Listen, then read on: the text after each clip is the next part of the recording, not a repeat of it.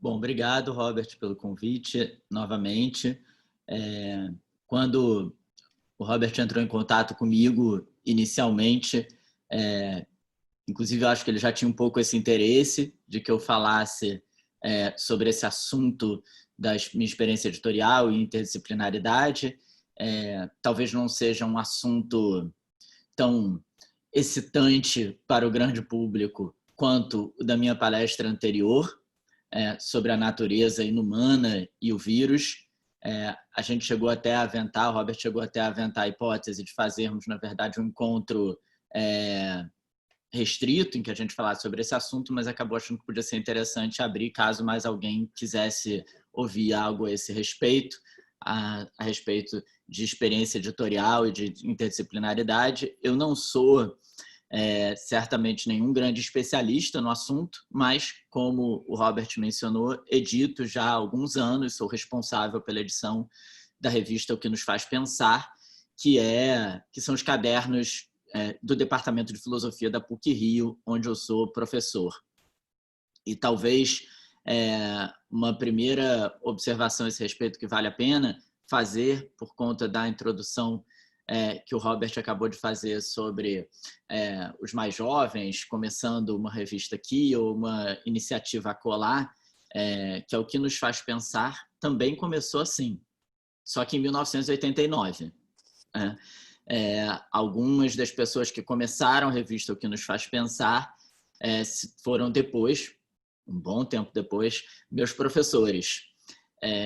E digo isso para afirmar também que a constituição, seja da consistência, seja da repercussão de uma publicação na área de filosofia, mas talvez em boa parte das áreas, muitas vezes, não todas, mas muitas vezes depende exatamente dessa persistência que traz uma longevidade de trabalho, mesmo antes que se alcance esse patamar da publicação dentro da área específica da filosofia. Portanto, eu acho que nós, no ambiente universitário, no ambiente acadêmico, temos que conviver, não sei exatamente como isso acontece em Portugal, mas aqui no Brasil, e eu imagino que seja semelhante, porque na maior parte do mundo é assim, as publicações, a produção bibliográfica são muito constantemente pressionadas por avaliações de agências externas, e eu acho que isso representa sempre um desafio para o editor, porque por um lado,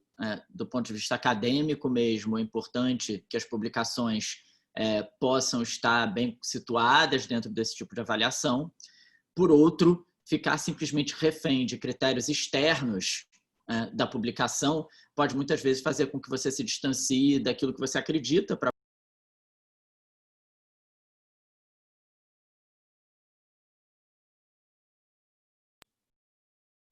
Eu acho que você tinha desativado o meu som, mas eu reativei aqui, Robert. Você está me ouvindo?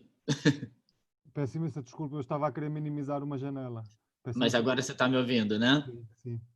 Então, eu acho sempre que tem que tomar um cuidado com aquilo que, certa vez, um colega meu, professor de filosofia, que falou aqui, o Danilo Marcondes, me contou. Ele tinha um nome, teorema de não sei quem, eu não lembro qual era o teorema, mas que eu achei muito interessante essa ideia, que era a ideia de que quando os parâmetros de avaliação deixam de pura e simplesmente observar e avaliar o objeto que eles deveriam avaliar e se tornam o parâmetro prévio, a priori, que aquilo que está sendo avaliado segue e obedece, a gente tem um certo círculo vicioso problemático, porque você pode estar emperrando completamente qualquer criatividade ou espontaneidade do próprio objeto, porque ele passa a só obedecer e seguir regras exteriores.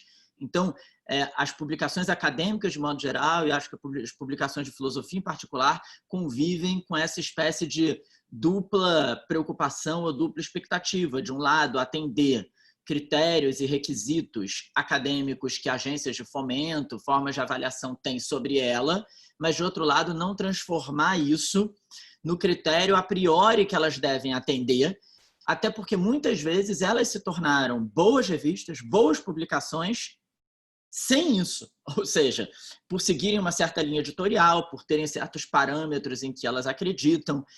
Quando O Que Nos Faz Pensar nasceu em 1989, portanto, esses critérios eram muito mais leves, muito menos...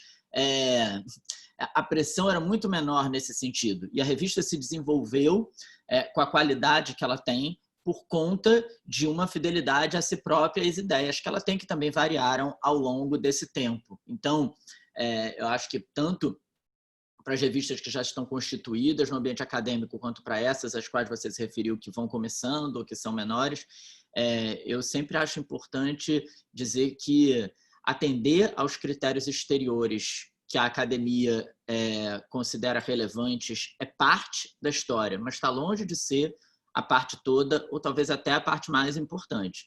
A parte mais importante é a revista conseguir encontrar qual é o seu lugar, o que ela acredita, o seu modo de ser, e tentar constituir uma qualidade no interior disso.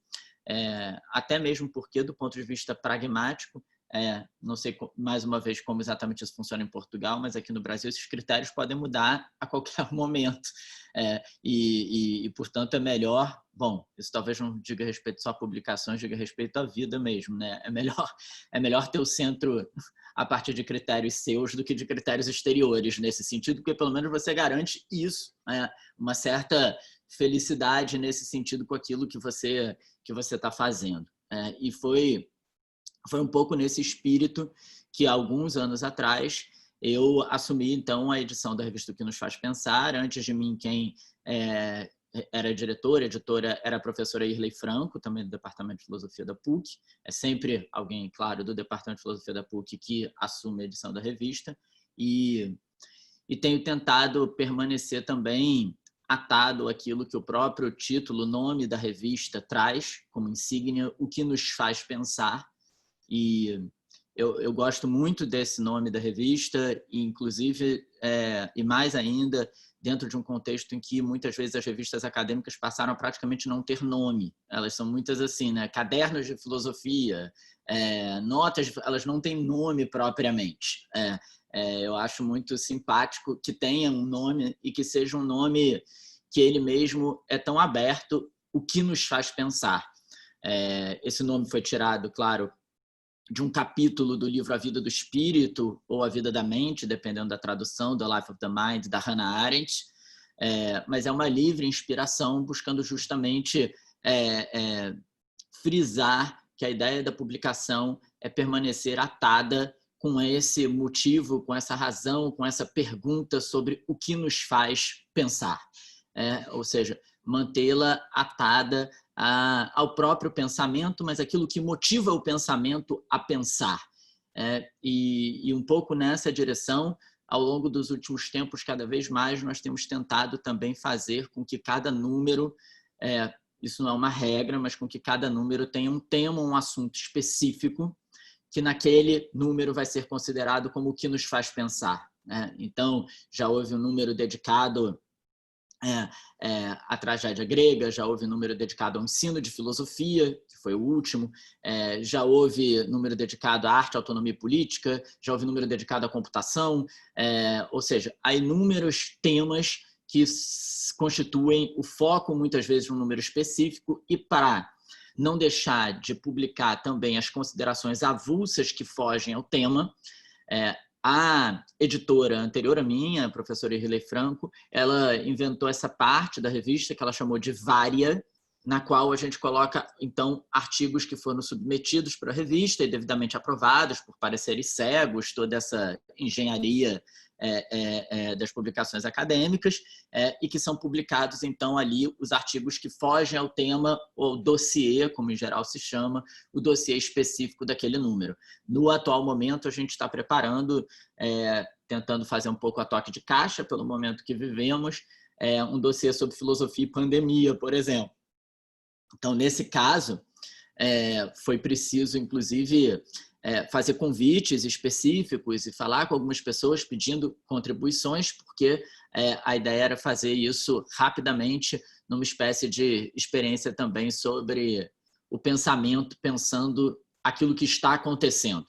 Ao contrário de quando a gente faz um número específico sobre um autor, sobre Spinoza, por exemplo, já houve um número sobre Spinoza ou sobre Kant. No caso da pandemia, isso exige também, muitas vezes, um papel mais presente do editor nesse sentido, falando com as pessoas e dizendo, olha, a gente vai tentar fazer um número sobre isso, alguém, quem estiver afim, quem tiver vontade, por favor, que traga contribuições. Então, nesse momento, até me ocorreu isso ontem, que talvez ao invés de chamar o dossiê de filosofia e pandemia, a gente pudesse chamar de o que a pandemia nos faz pensar, brincando com o próprio título da revista, porque a ideia é um pouco essa. Quer dizer, não é um exame empírico da pandemia, mas tentar perguntar o que a pandemia nos faz pensar. Então, essa é a situação atual da revista. Em relação ao que o Robert falou, ainda só mais um comentário também sobre a repercussão que nos faz pensar tem. Quando eu assumi a revista, a gente estava em um processo de discussão que acabou se consumando, que foi muito, acho, bem sucedido, embora às vezes eu fique com um pouco de pena, que foi o processo pelo qual a revista deixou de ser em papel, deixou de ser publicada do ponto de vista material, em papel. Ela ainda pode ser sob demanda, se for pedido assim, mas é muito raro que o seja. Eu sinto um pouco de falta, às vezes, talvez seja um pouco nostálgico isso, mas porque eu convivi, inclusive, com a própria revista em papel durante muito tempo, como leitor, inclusive, mas isso foi decisivo para algo que o Robert mencionou, que foi a repercussão, a circulação maior da revista. A revista tem acesso aberto, grátis, e com isso ela pode ser lida a qualquer momento, em qualquer lugar, por qualquer um.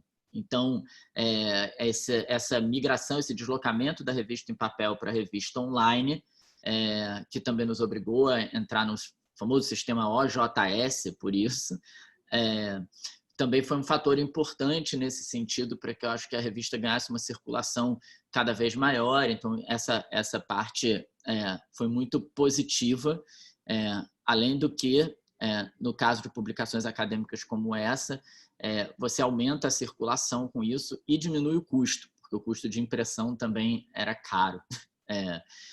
Mas, sobretudo, acho que tem esse ganho de uma circulação maior da revista.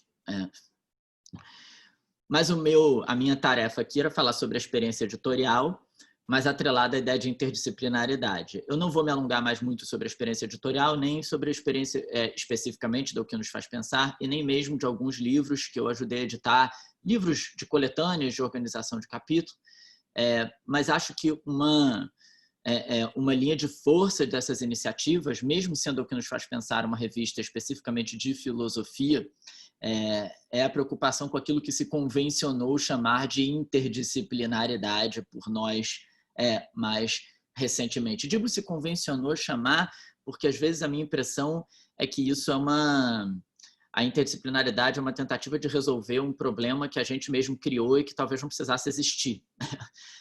Quero dizer, a interdisciplinaridade é um esforço para nós vencermos o problema de termos trancafiado muito disciplinarmente o conhecimento em áreas radicalmente divididas. Porém, isso nem sempre foi assim, muito pelo contrário. Ou seja, nós é que modernamente inventamos uma estrutura de conhecimento, constituímos até institucionalmente na universidade um modo de lidar com o saber muito dividido, cheio de fronteiras que isolaram uma área da outra e a partir de um certo momento, como que sentindo as deficiências desse processo, precisou se falar de uma interdisciplinaridade em que esse trans, às vezes, transdisciplinaridade, interdisciplinaridade, promoveria o contato, promoveria um diálogo entre diferentes áreas do saber que tinham se tornado muito distantes umas das outras. Mas, a rigor, o pensamento no seu próprio exercício talvez nunca seja disciplinar. Para fazer uma brincadeira que, às vezes, eu gosto, quer dizer, existe o pensamento interdisciplinar, mas talvez ele já seja uma segunda versão com tentativa de legitimidade acadêmica pura e simplesmente da vocação indisciplinada do pensamento. O pensamento é mais indisciplinado do que muitas vezes a nossa estrutura acadêmica gostaria. E a interdisciplinaridade acho que tenta, de algum modo, responder a essa vocação mais indisciplinada do pensamento. E isso acho particularmente caro à filosofia, se nós tivermos em vista que, a meu ver, a filosofia talvez seja das formas discursivas, das maneiras de pensar, das que menos se define pelo seu objeto. Dificilmente nós podemos definir a filosofia a partir da natureza filosófica daquilo que ela pensa. Em geral, se trata muito mais da forma pela qual ela pensa todo e qualquer objeto. Eu estava vendo, Robert, que em novembro vocês vão ter aí em Coimbra um seminário, um congresso que eu achei muito interessante sobre esporte.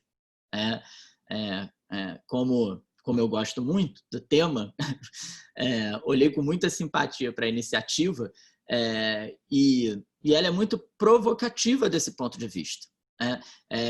Para boa parte da comunidade acadêmica da filosofia, o futebol, os esportes, em geral, brasileiro acaba assimilando uma coisa a outra, né? Futebol e esporte. Ele seria um objeto filosoficamente desprezível. Ou, se quisermos até mais radicalmente, um objeto cuja natureza é antifilosófica. E, no entanto, acho que foi o Jean-Paul Sartre que uma vez disse que dá para fazer filosofia até de um poste. Ou seja, a filosofia não se define pelo seu objeto, seja ele o poste, seja ele o futebol, seja ele Spinoza ou Kant, porque uma coisa que a gente às vezes academicamente esquece é que dá para falar muito de Spinoza em Kant sem fazer filosofia, sem pensamento filosófico envolvido. Isso, inclusive, no sentido mesmo de que você pode fazer, por exemplo, uma consideração sobre um autor que seja eminentemente historiográfica e que não tem filosofia envolvida, no sentido de que nós reconhecemos que aquele autor faz parte da história da filosofia, mas não necessariamente, ao falar dele só porque ele faz parte da história da filosofia, se está filosofando. Então, essa ideia de que o pensamento é indisciplinado e de que nós talvez possamos usufruir de uma interdisciplinariedade, eu acho que ela é ainda mais cara, especificamente à filosofia, se nós temos em vista que a filosofia não se define pela natureza do seu objeto, mas pela forma de abordar esse objeto, ou seja, que no limite parece que é possível fazer filosofia sobre qualquer coisa. A questão é como se faz, é como se pensa. Então, um objeto como o esporte, que pode ser culturalmente considerado avesso a uma reflexão mais intelectual, pode, no entanto, se transformar em um objeto filosófico por excelência. E já há até um bom conjunto de reflexões filosóficas a esse respeito. Me lembrei, por exemplo, do livro do Hans Ulrich Gumbrest, O Elogio à Beleza Atlética, que é um livro em que ele mobiliza até as categorias da estética de Kant para pensar a beleza do corpo atlético. Então, eu acho que para a vitalidade da filosofia, essa ideia de interdisciplinaridade que tenta fazer jus a um pensamento mais indisciplinado é altamente saudável, se ela o é de maneira geral para o mundo intelectual, para a universidade, acho que ela ainda é mais particularmente ainda para a própria filosofia. No momento que nós vivemos, ou seja, atravessando a pandemia do coronavírus, isso acho que se mostra ainda mais evidentemente, como a gente chegou a conversar, Robert, não é da última vez, na outra palestra que eu dei aqui, uma das características que chamam muito a atenção de uma pandemia é o modo pelo qual ela congrega, digamos assim, incontornavelmente a interdisciplinaridade. Uma pandemia é um fenômeno ao mesmo tempo natural e cultural. Ela é um fenômeno que tem um vírus, uma origem na natureza, mas o vírus não é em si uma pandemia. A pandemia é um fenômeno social que pode ser desencadeado a partir do vírus, dependendo das condições históricas em que nós vivemos. Se não vivêssemos num mundo globalizado, num capitalismo internacionalizado, talvez a pandemia fosse uma mera epidemia, por exemplo, não tivesse alastrado pelo mundo. A letalidade do vírus, como a gente chegou a dizer, é algo que depende fundamentalmente de se há ou não uma vacina. O Robert disse que está conversando com um químico que está preparando a nossa vacina, não é isso, Robert? Vai resolver todos os nossos problemas. Depende de se há ou não há uma vacina. Depende de qual é a rede hospitalar que se tem, e mais ainda, envolve, se a gente quiser falar em termos de disciplinas das mais variadas ordens. A pandemia envolve a química, envolve a biologia, envolve a filosofia, envolve a psicologia, envolve a estatística, envolve a matemática. A pandemia ela é impressionantemente convocadora da universidade, no sentido talvez mais original e mais forte que esse termo tem, e que envolve justamente todas as áreas do saber de uma vez só, com todas as dificuldades que podem existir nesse diálogo entre as áreas, porque é claro que cada área, cada discurso, cada tradição acaba fundando, de certo modo, uma tradição própria, uma linguagem específica, e por isso muitas vezes a categoria de tradução aparece como uma categoria muito importante para pensar a interdisciplinaridade. Quer dizer, a disposição para a interdisciplinariedade, ela envolve também uma disposição para uma flexibilização tradutória dos saberes, coisa de que muitas vezes, quando nós somos zelosos do especialismo técnico, nós temos dificuldade de fazer. Eu, às vezes, quando estou dando aula de filosofia e explicando algum autor específico, por exemplo, explicando o que é a intuição para Kant, que é uma palavra que, na nossa língua, evoca algo muito diferente do que o Kant, em geral, está dizendo. A gente fala, às vezes, né, que intuição é como se fosse uma espécie de sagacidade que a gente não entende muito bem como chegou. E não é isso que está ali na crítica da razão pura.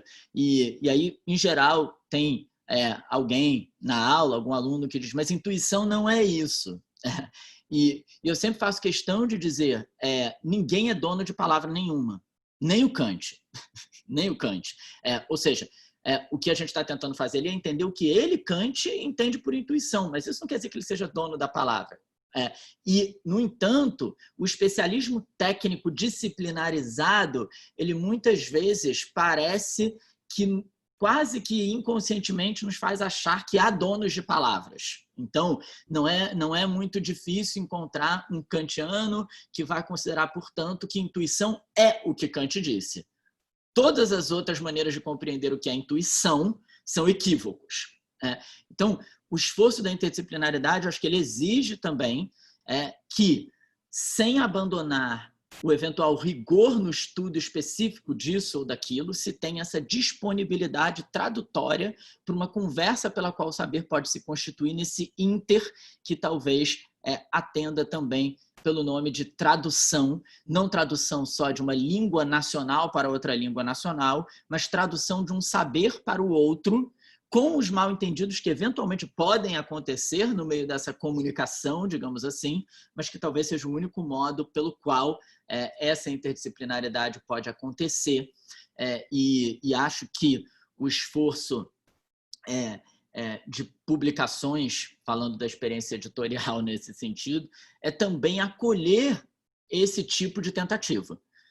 Ou seja, não ser apenas um veículo, o que não quer dizer que não possa ser também, não ser apenas um veículo de publicação de textos, artigos especializados, técnicos, mas também que possa acolher, nesse sentido, esforços dessa ordem. Só para dar um exemplo desse momento da edição do que nos faz pensar sobre filosofia e pandemia, que eu estou tentando fazer, eu convidei um físico, eu convidei uma pessoa da saúde, da Fiocruz, para tentar compor um quadro em que, embora o nosso esforço seja uma revista de filosofia filosófico, possa haver essa circulação, inclusive a partir do que o próprio assunto, aquilo que nos faz pensar, convoca, exige. Isso deveria ser pouco estranho, me parece, para a filosofia na sua história, porque embora a nossa etapa histórica moderna acadêmica, possa ser mais disciplinar, ao longo da história da filosofia, ela nem sempre foi assim. A gente sabe o quanto, por exemplo, entre os gregos, seja para os pré-socráticos, para Platão, para Aristóteles, as coisas não eram divididas assim. A gente lê a física do Aristóteles, e a física do Aristóteles, acho que para os nossos ouvidos e para a nossa sensibilidade atual, é cheia de metafísica. É cheia de questões que não são físicas exatamente. A metafísica do Aristóteles foi chamada metafísica porque eram os livros que vinham depois da física. Não era uma separação tão rígida entre o que era física e o que era metafísica. Platão achava que a filosofia, os gregos de modo geral, era um modo de vida. Não era exatamente uma disciplina. Claro que isso não faria o menor sentido naquele momento. Os pré-socráticos foram muitas vezes considerados aqueles que estudavam o quê? A physis, fisiólogos, físicos, ou seja, a história da filosofia, e mesmo quando a gente pensa nos estudos de um Descartes, de um Spinoza, sobre ótica, sobre questões físicas, quer dizer, a história da filosofia, na sua maior parte, foi muito menos disciplinar do que a constituição do conhecimento.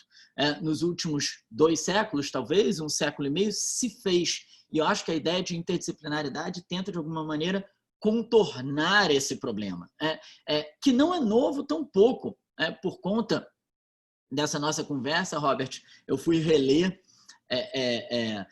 a preleção do Heidegger, que é metafísica, da década de 20, que é um discurso que ele faz para a comunidade acadêmica também, e um dos problemas que ele aponta é esse.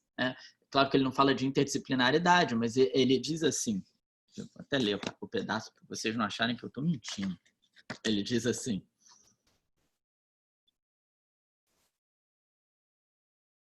os domínios das ciências estão muito distantes entre si. Radicalmente diversa é a maneira de tratarem seus objetos.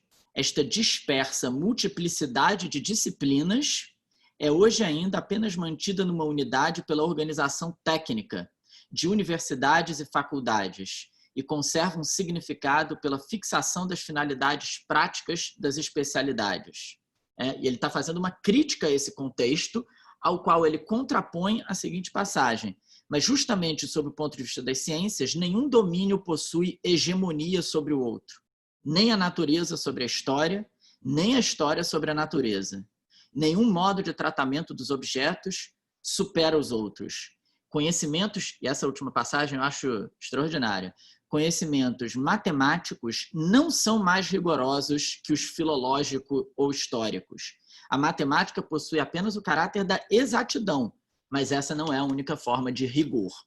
E eu gosto muito dessa última passagem justamente porque ela parece chamar a atenção para o fato de que, para o esforço de interdisciplinaridade, é decisivo entender que a forma de rigor de diferentes áreas do saber não é a mesma. O rigor que se pode pensar relativo à filosofia não é o mesmo rigor da matemática. Não é nem menor nem maior, mas é um outro tipo de rigor.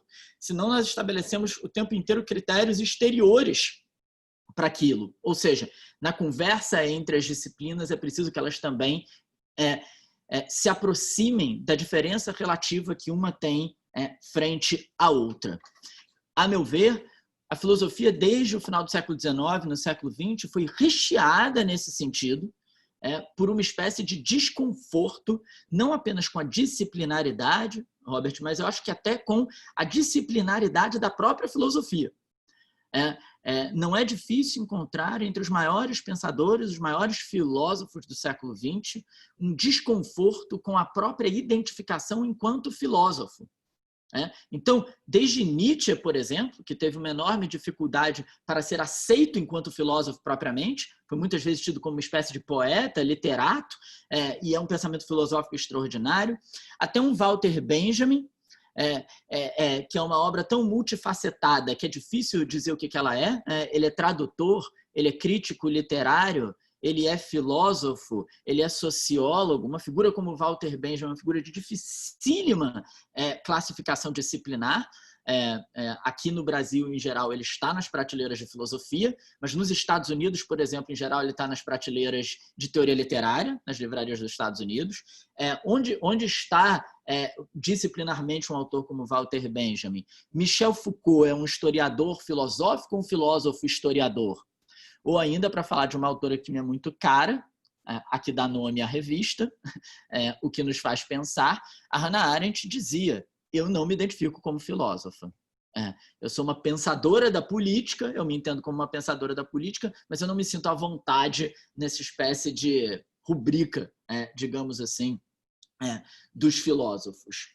E para concluir, para a gente poder também ter um tempo para conversar, não é, Robert? No nosso tempo previsto, diria que, tendo em vista essa preocupação indisciplinada, ou eu diria até essa não preocupação indisciplinada, porque talvez a preocupação seja disciplinar, então talvez seja melhor chamá-la de despreocupação indisciplinada do pensamento. A gente às vezes aqui no Brasil, não sei se em Portugal vocês, acho que deve ter essa expressão que diz assim, né? Isso daí foi mó viagem. Que é para falar quando um pensamento voa muito, assim, ou quando uma pessoa está divagando demais. E isso é muitas vezes falado sobre a filosofia, né? Filosofia é a maior viagem. E é curioso porque tem um lado disso que é a coisa mais bonita que se poderia dizer do pensamento, que o pensamento seja uma viagem, ou seja, a possibilidade de se aproximar de lugares desconhecidos através do seu próprio exercício. Mas essa aproximação, ela não é disciplinada no sentido justamente de que o pensamento não sabe exatamente onde ele vai chegar. O pensamento sai numa viagem, digamos assim, um pouco sem destino nesse sentido. E, a meu ver, isso encontra uma forma de escrita, que é o que nos últimos anos eu também tenho tentado pesquisar, que é a forma de escrita do ensaio. E, com isso, eu acho que eu consigo juntar as duas pontas dessa conversa um pouco sobre experiência editorial e interdisciplinaridade, porque o ensaio, essa forma consagrada inicialmente por Michel de Montaigne no início da modernidade, o ensaio, ele não é a mesma coisa que o artigo acadêmico. Nós, contemporaneamente, muitas vezes identificamos uma coisa com outra. A gente diz ensaio sobre política como se fosse a mesma coisa que artigo sobre política. O ensaio tem uma desenvoltura, uma liberdade interpretativa e uma ausência de disciplina nesse sentido de uma área do saber a qual ele estaria confinado, que raramente nós encontramos num artigo acadêmico. O ensaio, para usar uma expressão do Walter Benjamin, a quem eu me referi anteriormente, exercita aquela arte de citar sem aspas, que é tudo que o artigo acadêmico não tolera. Um artigo acadêmico você tem por aspas, por nota, e o Walter Benjamin dizia que ele buscava uma escrita que teria a arte de citar sem aspas, que eu sempre acho que é um pouco a arte que nós professores, pelo menos, exercitamos quando a gente dá aula, mais do que quando a gente escreve, porque quando a gente escreve, em geral, a gente está preocupado com as aspas e com a nota, mas quando a gente dá aula, muitas vezes a gente cita de memória, sem aspas, um autor, e é claro que quando a gente faz isso, a gente perde uma exatidão em relação ao original, mas a gente muitas vezes o incorpora mais vivamente ao nosso próprio pensamento.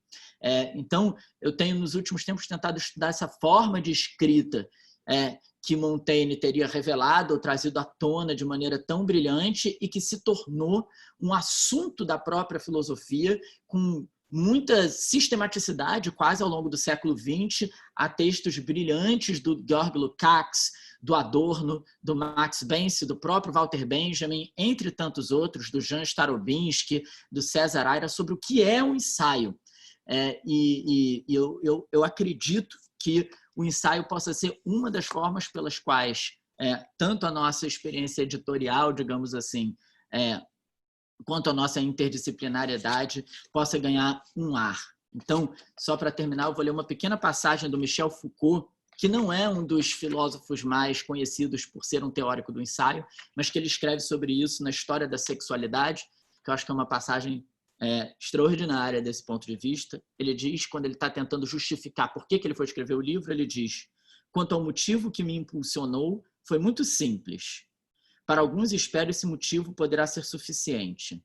É a curiosidade, mas não aquela curiosidade que procura assimilar o que convém conhecer, mas a curiosidade que permite se separar de si mesmo. De que valeria a obstinação do saber se ele assegurasse apenas a aquisição de conhecimentos e não o descaminho daquele que conhece.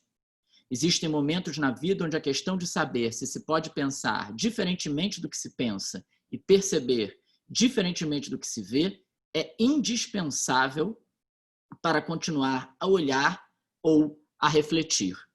O ensaio, diz ele, que é necessário entender como experiência modificadora de si e não como apropriação simplificadora, é o corpo vivo da filosofia, pelo menos se ela ainda for hoje o que era outrora, um exercício de si do pensamento. Robert, obrigado. A gente pode conversar um pouco agora, se você achar que convém.